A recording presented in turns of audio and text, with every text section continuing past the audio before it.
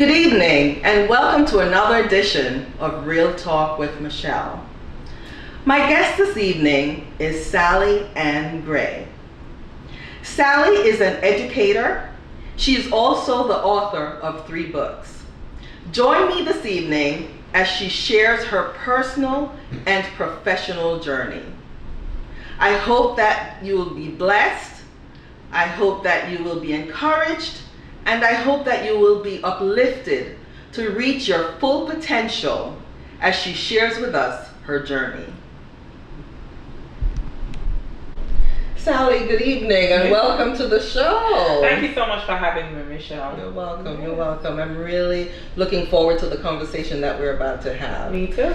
When we spoke, I was really, I don't know even the word to use. I was not taken aback, but I was encouraged by your journey. Yes. To know that what you're about to share about growing up and all the things that you went through, as to where it took you and where you are now, that is quite some encouragement. And you've taken it as a personal journey and personal encouragement to help other people do the same. Yes, ma'am. Yeah. So let's dive in. Okay. Let's dive in. So let's get started and tell me a little bit about how you grew up and tell me about the conversation where you told me at 3 months old you were given away by your mother. Fill us in and tell us about that. All right, so we're actually in Savannah, Georgia, but it has been a long road to get here. So for the audience, I was born in Kingston, Jamaica, right? And at 3 months old, my biological mother actually gave me away to a stranger. And my adoptive parents would share the story with me between the ages of 11, 12, and 13 of how they came to be my parents. So what happened is, my biological parents got together, they did their thing.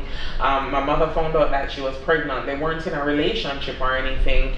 And after about 2 months, she decided, listen, I won't be able to take care of this baby. And so she left the house that she was living in with some other young woman, and she started to make her way by foot to Lyndhurst Road, which wasn't too far from where she was staying. And Lyndhurst Road is the road in Jamaica that has RJR group on it.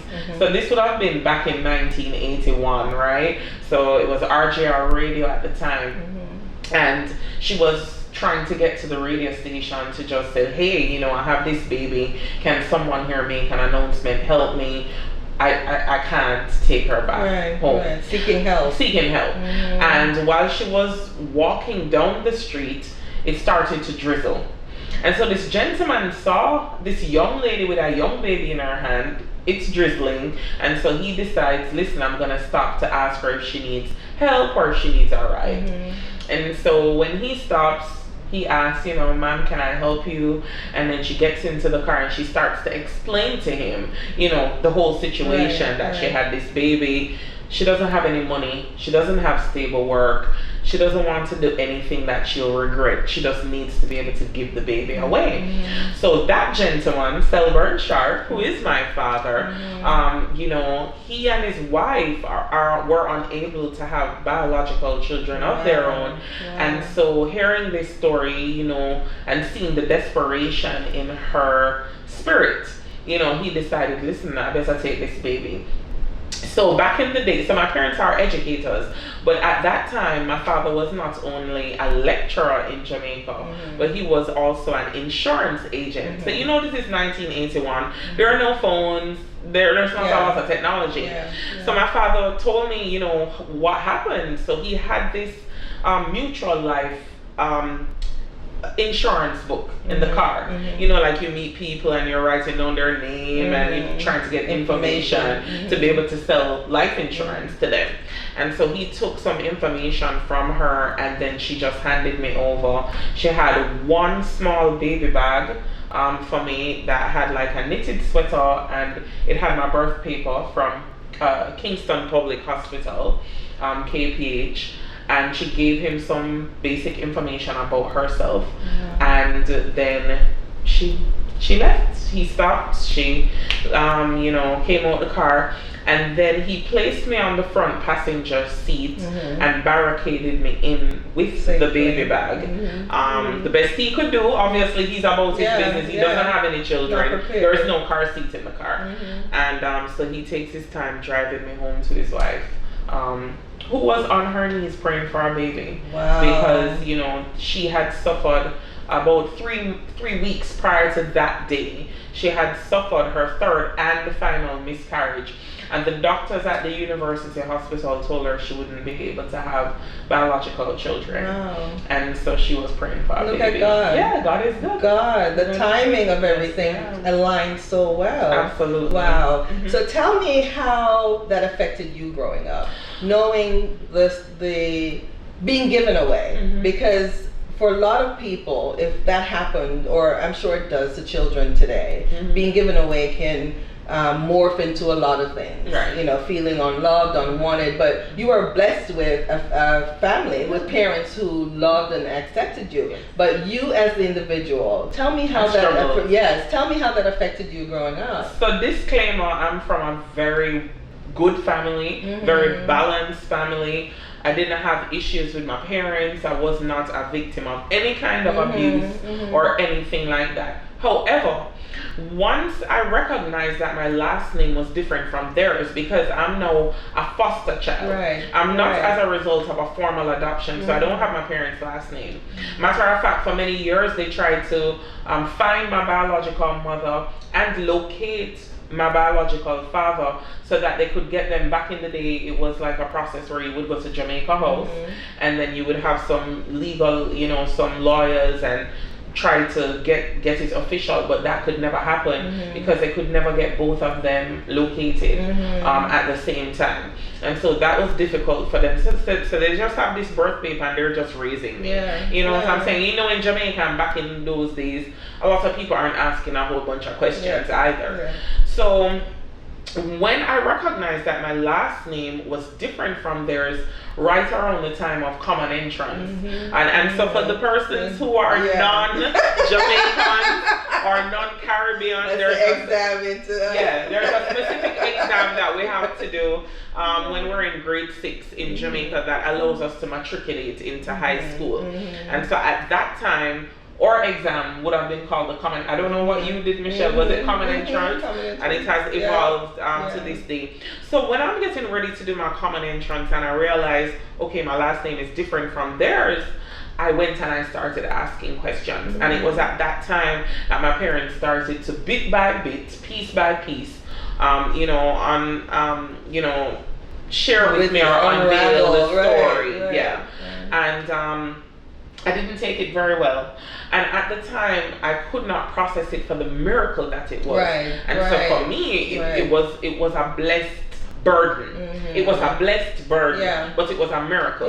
I know it to be a miracle, but I didn't process that at age 11. And so I would act out a lot. And then I started seeing my family through different lenses. Like, why would he lie to me? But it wasn't that they weren't lying. It was just that it didn't come up. And you know, they were loving you and raising me. And so I struggled. So when I got to high school, I was a rebellious teenager. You know, I would look for love in all the wrong places, and I acted out a lot in high school. I would sneak out of the house, going to parties, trying to be with friends, being in the in crowd, and so for that reason my parents had to get me into counseling, because now they're afraid that they may lose me, because what if something happens to me while I'm on the road and they're already don't have a legal claim to me. So now they have to put me in some type of counseling that if any questions are ever asked, they can say that there's an intervention in place.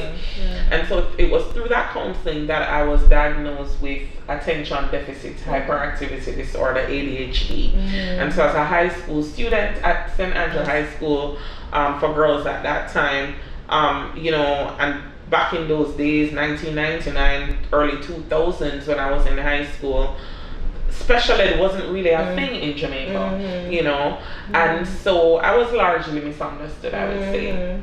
You're deemed crazy. Yeah. You're deemed crazy. Right. So I would move from, learning of my adoption, which is the first layer of rejection, and then being diagnosed with ADHD and being told that you're not like everybody else, second rejection, and then I was kicked out of high school at 17, you know, so the high school, the principal at the time was like, this is not the right placement for her, we can't deal with her, we can't manage her behaviors. And all of that morphed into me having a very low self-esteem, negative, poor mindset, outlook on life. But then there was a turning. I had to go to counseling, not as a child, but now as a young adult who wanted to try and make sense of, why did my mother give me away? I don't understand, you know, this space, releasing the anger and more understanding. Yeah, because I really held a lot of hatred toward. Imagine hating somebody that you've never met. Yeah. So I held a lot of hatred towards my biological mother, and so going to counseling and having been kicked out of high school, you know, gave me a space that I could actually really grieve, not knowing my mother and the possibility of probably never meeting her. And that year I worked for 1 year, and I started reading a lot. And there's a particular book that I read. So my parents are educators, they're both teachers, and so we have a library at home. And there was a book that my mother had called Gifted Hands, which is written by a gentleman called Ben Carson. And so when I read that book, and I learned about Ben Carson's story and the struggles he had as a teenager, but then he was able to transcend all of what he went through. The fact that his father abandoned him and his mother and his brother. You know, he had a rough childhood. He had a lot of anger problems, but then he became like the first black neurosurgeon in the U.S. And I believe he was the first pediatric neurosurgeon, black pediatric neurosurgeon, to successfully separate Siamese twins back in the day at Johns Hopkins. So when I saw where he was and what he was now as a 17, 18-year-old young lady, I'm like, okay, so you actually can become more than what you are now. And that was kind of really my first insight into mindset and purpose. And from then on, I would have worked for that year, and then my mom was like, okay, what are you going to do with your life? And because my mother at the time was lecturing at Michael Teachers College, which is obviously a college for to develop teachers in Jamaica, you know, she was like, I think you should, you know, come and do a course here. Now, me being someone who is an avid reader, loves to write, has the gift of writing, I was gonna do the English major to be an English teacher. And then my mother said to me, what about special ed? I think you would be good in that space. And so I went and I spoke with the professors in the School of Special Education at Michael, and I was like, okay, I'm gonna do this. And it was after I started the course, I actually realized that this was part of my purpose and my gifting. So and now probably part of your healing as and well. Part of my healing. So now I have an opportunity to go back into schools and be the teacher that I didn't have, because I don't think that teachers were very understanding or overly caring or patient with me as a student who was struggling or prepared or even prepared, or they weren't prepared. And I think a lot of teachers don't necessarily understand trauma. I'm here to teach these kids, and I don't have time for the foolishness. But then we also have to understand that, you know, there is no way to permeate ourselves into the life of a child, into the heart of a child, until they know that we care. So there has to be some amount of getting to know the child and understanding, you know, their background and their family and what's going on with them. And so so now, so I do my course. And I graduate, and I'm now a trained special education teacher. But before we get to where you are now, I want to talk a little bit about. Let's go back to the rebel teenage years. So I know this is what, book number 3. Yes. Okay. So we have Wayward Teen to Transformed Queen, and this is written by SallyAnn. So tell me, was this inspired by your teenage years and what you went through, and to help parents deal with. So tell me a little bit about this. In part. So actually the title came from what I was about to share about the fact that, so I graduate Teachers College and I'm in the supermarket and it's the summer and I'm now a trained teacher but I don't have a job. And I'm in the grocery store and I see one of my former teachers from St. Andrew High School, from my high school. That you got kicked out of? Yes, like I got kicked out of. And she was just so happy to see me and she's like, Sally, what you doing with yourself now? You look so great. And the conversation goes on. So I tell her, I'm a trained teacher. I just graduated Michael. Her hands let go the trolley, I think subconsciously, and it was just rolling down the aisle like she was in shock. And she was like, you should come and see Mrs. Reed. I'm sure she'll be happy to see you. Mrs. Reed being the principal of the high school. Same principal that kicked me out. So I go, long story short. Your whole life is full circle. Full circle. And she hugs me and the rest is history. Employed me on the spot. I was the school's first special ed teacher. This book, Wayward Teen to Transform Queen, the title speaks to my transformation of being a wayward teen, but now I'm a transformed queen, right? And we know that God specializes in changing names, Paul to Saul, you know, and so this book though, actually, one of the first high school graduations that I spoke at in Jamaica was at St. Andrew High School for girls. After my whole transformation. This would have been years after I taught there. And I would have parents come up to me and they're asking me, listen, I hear your story, it's so inspirational, but you really don't look like somebody who struggled at all, because now I look so well put together and poised. Yeah, queen like. Right? And so now they're asking me, like, what did you do? What accounted for your success? Because I have a teenager I'm struggling with. What are some tips that I can use? So this book actually came from my personal story, yes, but more out of requests from parents in Jamaica that I would meet at the different events who would hear my story. So in the book, I chronicle strategies that my parents used with me, and then I also chronicle strategies that I use with my students as a special educator. And I really feel very blessed. I have been very privileged to witness extreme transformation in some of the children who have been dubbed the worst of the worst. And I've taught in Jamaica, but specifically here in the US. My first teaching assignment, I taught for 3 years at a school district in North Carolina. And the principal would specifically come and give me all of the boys who had just been retrieved from state care, who had been like in DJJ, Department of Juvenile Justice, for like a year. And so the judge says they have to be in school and they're living like in group homes and they're mad and they're upset about life. And they've been through a lot and they want to put up this very tough exterior, but then when Miss Gray comes in and I'm like sharing my story and I'm like, seriously? You're not the only one who has been through something. And when I start sharing my story, you know, the resistance lowers. And they're like, really, Miss Gray? You know, and I tend to end up having a really good relationship with teenagers, you know, once I'm able to get to know them and spend time with them. So, you know, that's where a lot of the turning took place for me. And so strategies in this book, like I said, it's kind of half and half. Half of what I know my parents did with me to get me back on the streets and narrow, and then I would say the other half is just, you know, things that I've picked up along the way as an educator myself. But do you find that, especially in the school system, I know that right now you're in the Savannah Chatham public school system. Do you find that there's a lot of children who require special ed, and maybe the signs are not recognized, or maybe they're placed in the wrong classroom, and how are they dealing with that?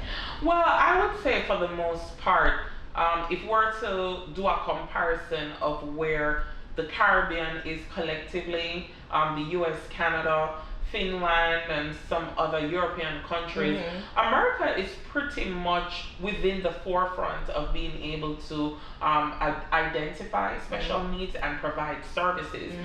But as to whether or not the right interventions are being utilized per student and per setting is arguable. I won't comment specifically on Savannah Chatham because I work for them. Of course, I have to honor that, but I do believe that globally in education that there are always going to be gaps that we can fill and things that we can work on. And I would just say that it's incumbent on educators and community stakeholders to ensure that we're fighting for our children, to ensure that our children are being placed in settings that are least restrictive for them. You know, I even have to bring up parents now. A lot of times parents get a diagnosis from a school district and they are not in agreement with it because in their mind it doesn't line up with what they believe their child is able to achieve. And so what happens is there's always sometimes a tug of war between parents and the school district, and a lot of time is spent fighting over the provisions rather than are we fighting for the same thing of being able to place a child in the right environment for them. And for example, for growth, depending on the setting that a child is placed in based on their diagnosis, it may in the mind of a parent mean that, oh, my child won't ever be able to go to college. And so while that may be a fact at that time, it doesn't mean that we can't work towards it. Because if they're in the right environment, then we can put things in place to bring them higher. Absolutely. And so you'll find that the 9th grade, that a lot of parents are fighting over that. And then we spend a lot of time fighting over the wrong things and the politics and the semantics rather than let's get your child in the least restrictive environment. And then also the education from the perspective of the special educator to say, hey, every child won't necessarily make it to a traditional 4-year college. There are trade schools. And there are a lot of people, I can tell you, I'm in the middle of my doctoral program. I know people who are truck drivers who just have their CDL license, who make way more money than I do with almost having a doctoral degree, diploma, bachelor's, master's, halfway through doctorate, and there are people who graduated 6 months out of certain trade schools. Be the best that you can be. So it's just that bargaining with parents and with all stakeholders to get them to see that your child being diagnosed is not a death sentence with any type of disability, but let's just work together to get them in the right placement. So to answer your question, the long answer to your question is, I believe the United States is at the forefront of being able to diagnose, but I don't necessarily know generally that because of all the interests of the combined stakeholders, if all the time we place the child in the right setting, and so that will, cause issues for them. And before we go into this passion that you have about bringing out the full potential in people and encouraging them, do you think there's a shortage of special educators? Absolutely, globally. Everywhere you turn, they're giving all these crazy bonuses to special educators to move halfway across the world. In some countries they'll give you room and board. Certainly when I came here, I benefited, from a number of perks coming from Jamaica just because of being a specialty, the specialty area. And also too, I'm also sign language interpreter, so like I can do sign language. It depends on all the different things that come with your specialty area. There are lots of perks out there, but there is definitely a global shortage of special ed teachers. It's definitely because of the paperwork, an area that I will say that burnout is a real thing, and that anywhere between 3 to 5 years. If a teacher is able to, I always recommend. I won't tell you to leave the profession of teaching if you're working towards your pension, but I would definitely say go and take the exam and get certified in another area. Take a break. You know, go and teach PE for a year and then come back or then, two, or go and teach. Refresh. Go and teach English, because the constant paperwork. It's a lot of communication back and forth with parents, the district. You know, sometimes you get into legal situations when parents decide to sue, and then you have to, sometimes you might have to go to court, or if you don't have to go to court, the principal will go to court, but you have to be on the back end doing all this paperwork. It's a dungeon of paperwork that never ceases. And so for that reason, you will find that many teachers will just say, y'all can have this, I'm gonna walk away, I'm gonna put my degree to use and go into something else, or I want a change. And I personally have known of special ed teachers who have literally given it up and say, I'll go and put things on the shelf at Walmart. Have you have you ever tired of it? Have you ever? Absolutely. Yeah. I've taken breaks. You have? Numerous. Okay. So yeah, I've always because had. you're so passionate about it, and yes, you mentioned the paperwork and the burnout, but your passion is. I'm very passionate about it, but what I'll say is that I'm passionate about education. So I've never left education. So I will have I'll have both of. In the classroom, then I move on to do something administrative. So like when I was in Jamaica, I worked with the Ministry of Education, and I was a curriculum designer for the government, the National Training Agency of Jamaica. I worked with the ministry as a teacher coach, you know, so I was placed at a school, and my primary role there was to coach other teachers to deal with students of diagnosed special needs within the regular education setting. So I'm always in education, but it's just how it manifests. Because when I was at Heart Trust, the National Training Agency of Jamaica, I wrote curriculum for special needs for the skills training schools, and then I would go into all the training institutions across the island and train the instructors on how to use the curriculum.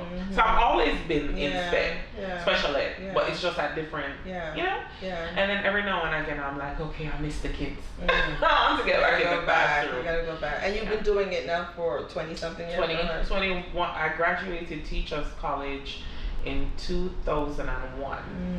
So you did that. Over 20 years. So we'll just say that. And honestly, you could call it before that, because from the moment I started Teachers College in 1999, every summer I would come to the US and I would be a camp counselor at a special needs camp. So for the 3 years I was at Michael Teachers College, I would come to New York. 1 year I did a special needs camp for visually impaired students in Manhattan. Another year I did a special needs camp for students with trauma and neglect, and that was upstate New York. It was like in a small little town called Rome, New York. It was so close to Canada. It was cold in the summer, you know, and so I've always, you know, so you can call it from that, you know, so over 20 years. I've been in it for a while. So that's good. That's good. Now let's talk a little bit about this passion that you have of just helping people get to their full potential. Let's talk a little bit about you have 2 books here. We have The Renewal. It says Revive Everything Necessary and Power Within. That's my first. So this is the first book, Renewal. And then we also have the other book here. It says Planted in Purpose. And it says, What's Feeding Your Roots? So this was book number 1, The Renewal. Then we have Planted in Purpose, which was book number 2. And then we have Wayward Teen to Transform Queen. And these can be found on Amazon, Barnes and Noble, anywhere books are sold. Anywhere books are sold. So be sure to get them. But let's talk a little bit now about this passion that you have. You have this personality that's so engaging and but just talking to you, you exude that passion that you have about helping not just the kids. So tell me a little bit about, let's talk a little bit about the renewal. Tell me what this is about. The renewal. 2017, my husband and I and 2 friends, we traveled, another married couple, friends of ours, we traveled to Atlanta. At that time, I was teaching in South Carolina. I did a 3-year stint there. And so I planned this birthday trip for my husband, and we're like, okay, I'm gonna take him to the Martin Luther King Memorial, like downtown Atlanta. So we go there and we're touring like the Martin Luther King historic site, and we're walking through the walls, and you're seeing like all these murals of him and Coretta Scott King and Jesse Jackson and I Had a Dream. It was just a purpose-filled day. So of course we get to talking, the double date vibe, and we're talking about purpose, and we're all talking about, hey, like, what would you do if you weren't being paid to do it, And so we venture into that conversation, and for the first time, and of course everybody's like, you're good at talking, Sal, you're good at motivating people, and I'm like, okay. And so we were talking about my husband, and like, of course he's good, he has an interest in taking pictures and videos, and he's in the IT field. But then, and then my girlfriend, she loves doing makeup, but she has a degree in IT, and so then now I start becoming really like enamored with the concept of purpose, and understanding that, like, listen, you could even be a trained medical doctor, but what if you love playing the drums? Like, is it wrong to leave your 9 to 5 and go and play, like, not necessarily even physically leave it, but can't you like pursue it, do a surgery in the morning and then go play drums, play for a band in the night, if that's what fulfills your soul? And so I started to do research on purpose, and then I started to have these epiphanies like, man, if Martin Luther King didn't walk in purpose and do exactly what he was called to do, I, as a black woman from Jamaica, probably wouldn't even have the privilege to be living in America today.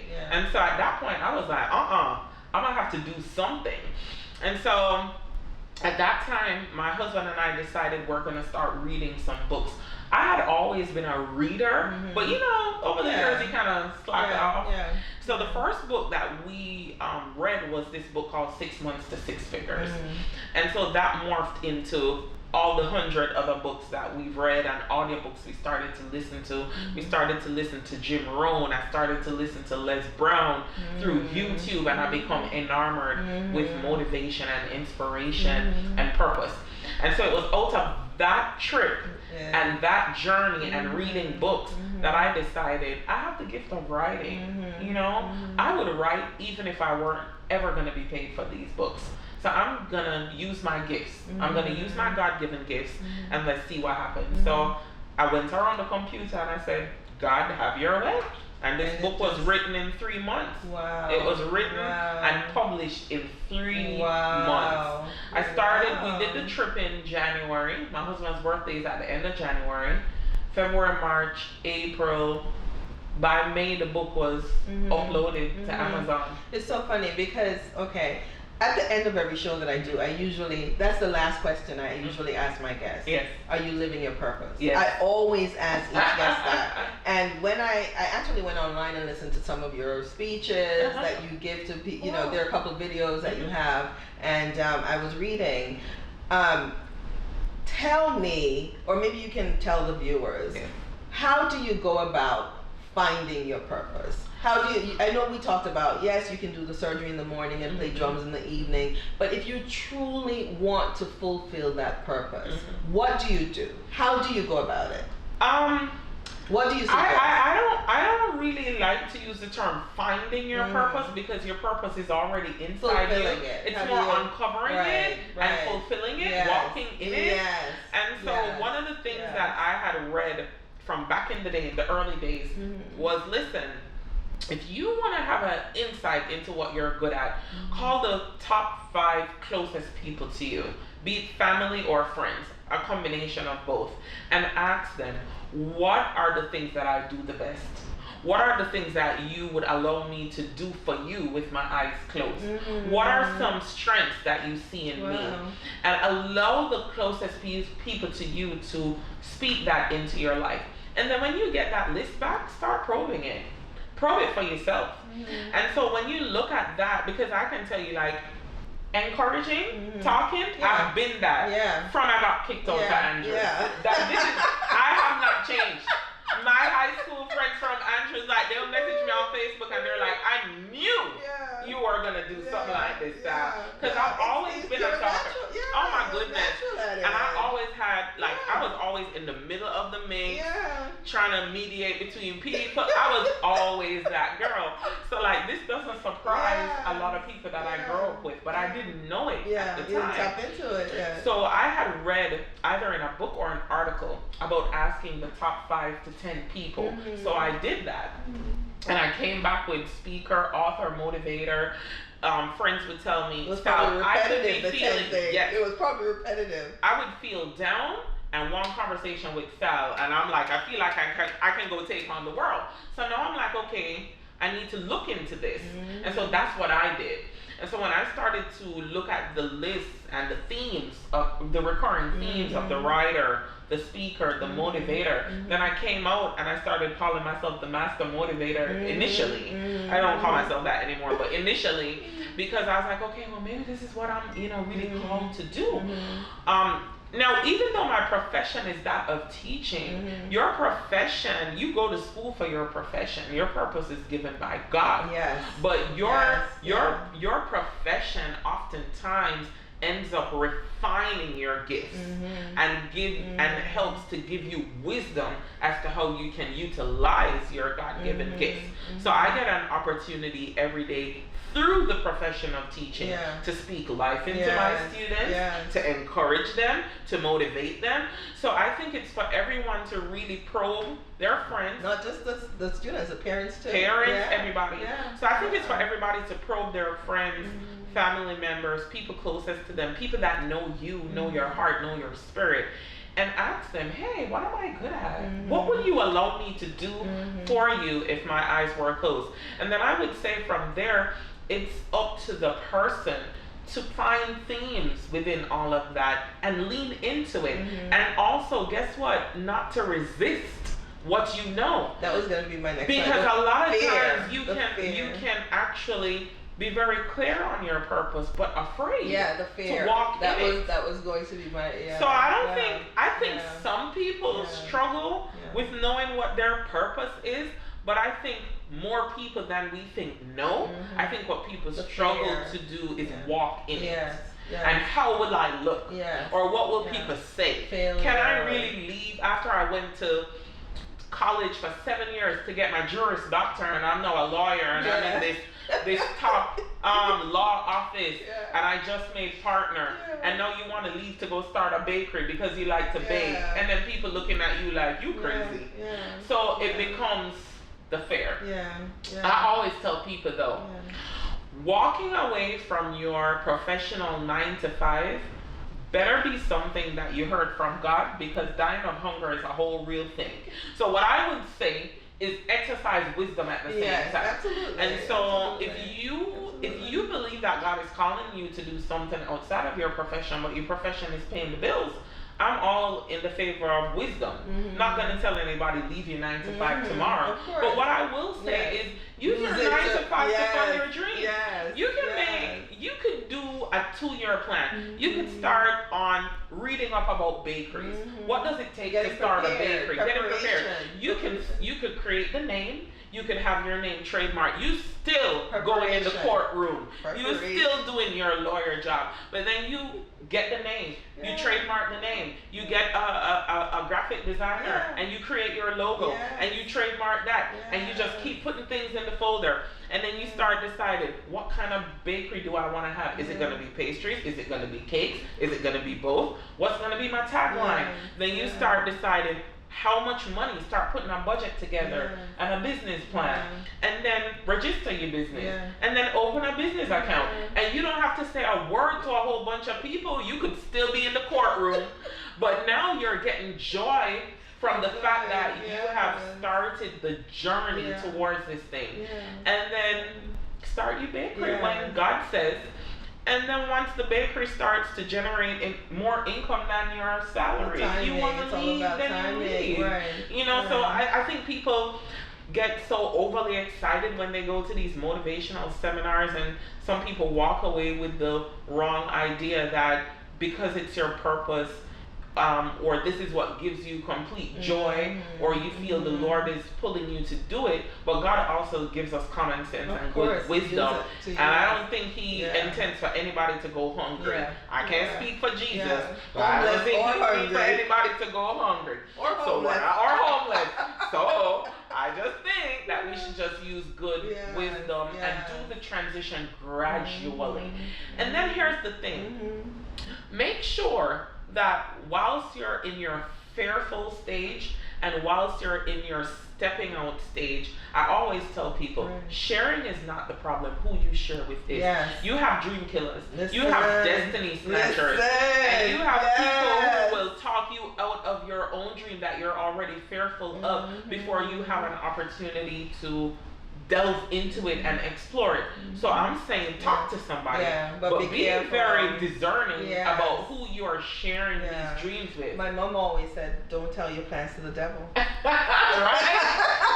Yeah, be careful. So that's why I always say there's a reason why doctors tell women in your first 3 months of pregnancy, don't tell everybody, just tell parents. There are a few people that you should tell while the baby is still just a fetus, and there's a risk of the fetus being aborted for any number of reasons. There's a reason why doctors tell you don't share too early. And so I'm taking that principle into purpose. And I think telling the wrong people prematurely is another reason that prevents people from actually walking into what they already know. Absolutely.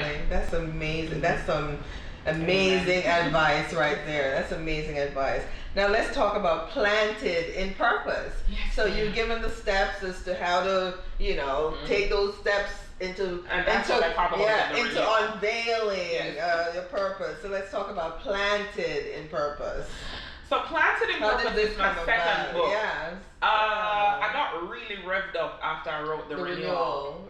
So I talk about how to set goals and purposeful living and all of that. And then so now I have like 100 things that I want to do.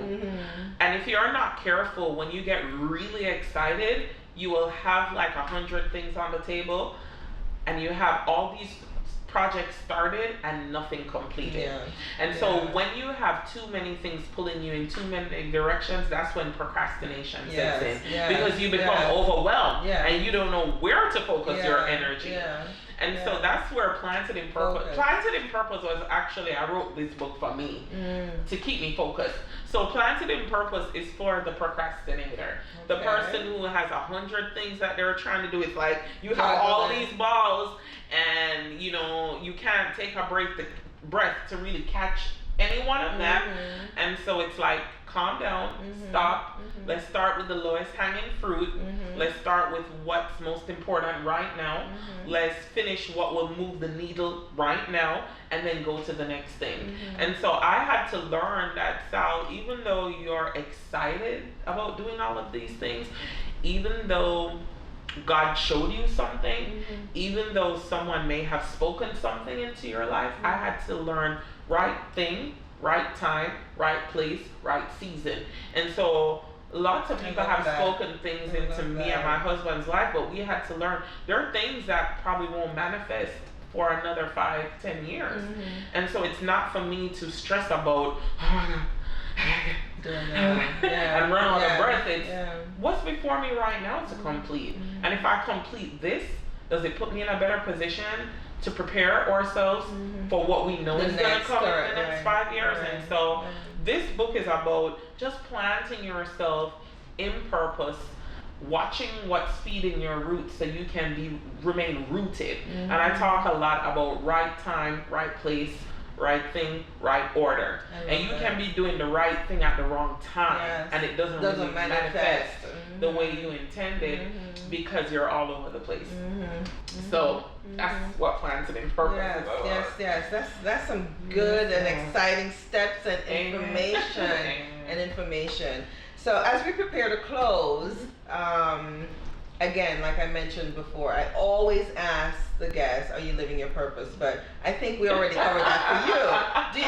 But purpose can be multifold. It can. Do you think that you haven't uncovered more of your purpose? Do you think? I think there's a lot more for me to do, and one of the main things that I'm working on right now is to complete my doctoral studies. The reason why that is important for me, one, it's part of my retirement plan, because as long as God gives me breath and my brain is active and I can use it, I always want to be in the education space. So I want to be a professor. Once I retire as a high school teacher or out of the school system, I want to be able to contribute at the higher education setting. And so I'm working on my doctorate so that I can teach bachelor and master's level students, and I want to be a professor within the School of Education so I can teach incoming special ed teachers. So one of the things that I'm finding is that when special ed teachers come in fresh from college, they know a lot of pedagogy, meaning what the book says. But then it's like they fall flat in like 6 months when they start interacting with these kids. And so for me, a life come full circle is the way I stumbled in high school and how I was kicked out was largely in part, yes, there were things I did to cause it on myself, but largely in part because many teachers didn't understand how to deal with me and all I brought to the classroom. And so I was a very gifted child. I was just gifted in a different way. And so I believe that part of my purpose, yet to be uncovered, is to be a professor so I can speak life into the special ed teachers who are now gonna go out into the world, because guess what? I'm feeding seeds and generations, because if I speak life into 30 special ed teachers before they go out into the field, they're going to go and interact with thousands of students. And so for me, that's like legacy, and so there's still a lot. You're making the steps to do that. So that's good. As we prepare, this was amazing. This was amazing. You are a talker. Yes. I love it. To God be the glory. I think when we spoke, we were on the phone and I didn't have to say much. You were just, and also you stay busy. You're always gone somewhere, talking engagements and all that stuff. That's a great thing. Amen. That's a great thing. You're doing good things. So as we prepare to close, another thing that I always ask my guests to do is just to leave some words of encouragement. So we have 3 things here. We have Wayward Teen to Transform Queen, we have the Renewal, and we have Planted in Purpose. For you, I'm going to ask you to leave just some encouraging words to the viewers on each one. Okay, whether it's the teenager who's struggling or the parents of a teenager who's struggling, the renewal, trying to uncover your purpose, trying to discover the purpose and staying planted in your purpose. So I'm going to ask you to look into the camera and just go ahead. 3 parts of words of encouragement. Okay. All right. So as it relates to the renewal, I would say to continue developing yourself. I believe that the 21st century belongs to those who can learn, unlearn, and relearn. So I would just say be open to constantly developing yourself and learning and unlearning things that don't work for you, unlearn them and relearn things and reculture yourself so that you can constantly renew your mind and transform your life. That's a good one. That's good. To remain planted in purpose, I would always ask people, what is it that you're rooted in? Where are you getting your information from? What are you allowing to feed your soul? For this book, I would really leave a quote that I had made up a few years ago. Who you have in your ear determines the fruits you'll bear. And that's really the truth. So be mindful of what you listen to, who you listen to, what you allow to come into your system. And I remember I was at a service one time and I heard a worship leader says, one thing about music, it doesn't ask permission to enter your spirit. Because many times you will hear a song that it's not really a song that you like, but it was playing in the car, and then you find yourself humming it and like bopping to it, and you have to really be mindful of what you're allowing into your spirit. So be careful what you're planting in. That's good. And wayward teen to transform queen. That would be two part. Yeah. To the teen and to the parents of To the parent. Okay, so to the teen and to the parent. You know what I would say to teenagers? I would say celebrate your different. I would say honor your valley moments. The valley is just as important as the mountaintop. So I know in today's culture, a lot of children, teenagers have a microwave mindset where they want everything right away. But if you're in a season right now where something is happening in your house or with your parents or in your life that you don't like, and you're like, I want things to change and improve right away, I would say try to honor the valley, and because it's what builds character for you to be able to go to the mountaintop. So just chill and it will all work out. For the parents, I would say I still endorse it takes a village to raise a child. And I think many times parents believe that they can do it all on their own. But I say that we should honor the village that God has appointed for us and make sure that we're asking for help when we need it, and understand that our children have been given to us to raise in the way that they should go, and that there's no way that we can do it alone. So I would say just ensure that you have a village, a strong support system, and ask for help when it is needed, because none of us can do it alone. Good advice. Good advice. Good advice. Thank you so much, Sally. You're welcome. I really, really, really appreciate you taking the. Oh, you're welcome. You're welcome. Thanks for taking the time from your busy schedule. You're always gone. Yes, ma'am. I mean, it took a minute for us to get this together, but we did. Yes, We did. But my prayer for you is that you continue to stay planted in your purpose, Yes, and that God will continue to just use you and bless you and your family according to His will. And continue to keep Him first in all that you do. Thank you so much. Thank you. And to your viewers, thank you so much for watching. As always, it is my prayer that this platform will continue to uplift you, to encourage you, and to bless you. And I hope that you are blessed by Sally's journey. Continue to watch us, continue to subscribe to us, continue to bless us.